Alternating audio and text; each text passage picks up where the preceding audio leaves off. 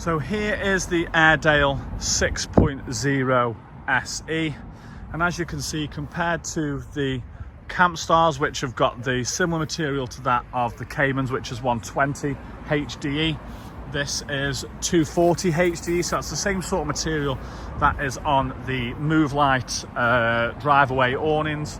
So let's take you around the outside. So this is last year's, or this is not the newer model.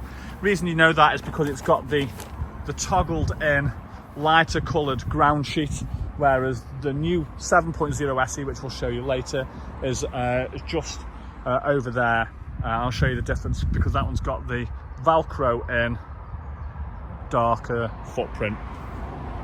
So let's show you around. So once again, this has got 5 air beams on the 6.0.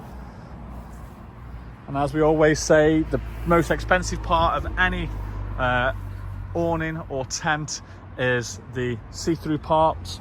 Big window there, a huge mesh panelled door here. So as you can see, there's the door for it there with its windscreen over. But if you want to get a bit of air flowing through, then you've got the mesh panel part of the door there. And then we move round into the back, you've got another big window here. If it's not warm but you do want to let more light in, that zips out, and then you've got another window which velcros across there. So in theory, potentially 1, 2, 3 big windows letting loads and loads of light in. And then this is the blacked out sleeping compartment at the back.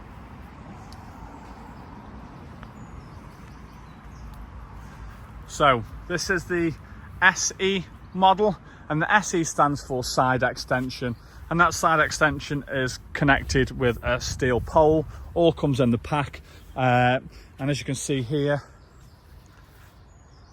it's a nice little extra space there, so you can obviously zip this panel right the way across to make it a separate sleeping space if you wanted to. I'm going to show you the inside of that a little bit later on.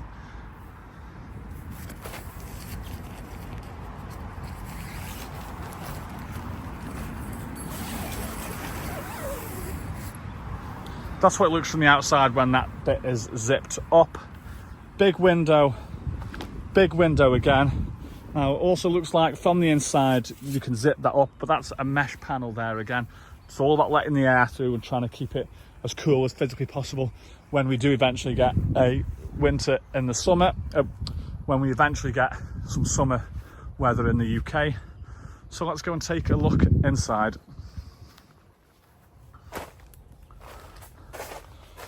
So you can feel the warmth in here, and obviously you can see where this footprint toggles in at the bottom there, and right the way across. So that toggles in, but it does feel quite warm. So as you can see here, it's got a zip-in section there, so that is going to allow a little bit of extra air through, along with that big mesh door over there as well.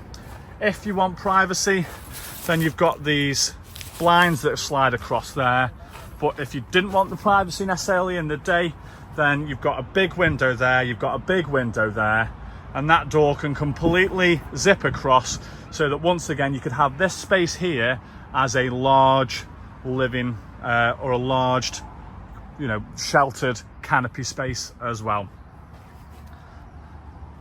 You've got space here for your up-down light shades from Outdoor Revolution as well, with your Lumi lights. And as we move into the main part of the awning, as we move into the main part of the tent, you can see here that it's got a mesh panel there, and it's got a big mesh panel there, which you can obviously roll those up to create a blackout space, and the same that side, and a door across. So in theory, you can black out that part and have this all the way back, and have this as a large living space, or you can have 3 separate sections of space. So you'd have the front section, this middle section here, and then you've also got your bedroom spaces here. So as before, you've got lots of options in terms of how you want to put the bedroom. So with this one, you can either have it as 2 halves, because this toggles in or toggles out. So because these panels zip out, you can have 2 large sections or 3 smaller sections, or you can have 1 small section and 1 larger section as well if you wanted to. You've got your space down there for your LumiLink lights, and a little bit of a meshed panel section there as well, just to let more air through if needs be.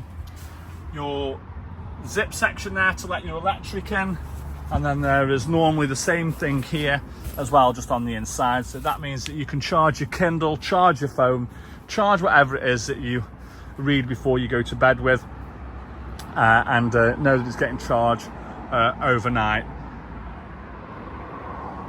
Now, what I do find quite cool is this side extension here. So that's the bit that we're going to look into now. So as you can see here, you can turn this into a separate bedroom as well if you buy the optional bedroom in a tent. But I quite like this. I think this is a really good idea, which is a little bit of space where you can hang coats on a coat hanger or something like that. You've got a door there if you wanted to as well, where you can get access in or out, and you can round that door right the way back as well. So the space inside here is huge, and obviously with the benefit of having that side extension as well, it just makes a massive difference in terms of another extra sleeping space if you wanted it to.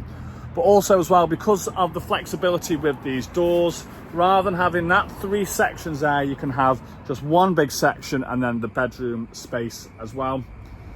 You know, especially with the material, you can notice the difference between the Airedale and, say for example, the Campstar. But you know, obviously that's at a cost. For example, you don't get the footprint with this or the carpet with this. So if you were starting, I'd point in the direction of a Campstar. But if you are, you know, a little bit more experienced and it's something that you know that you like and something that you know that you're going to keep doing for a long time, then start looking at the Airedales, the Kalaharis and the Safaris. But it's a top tent.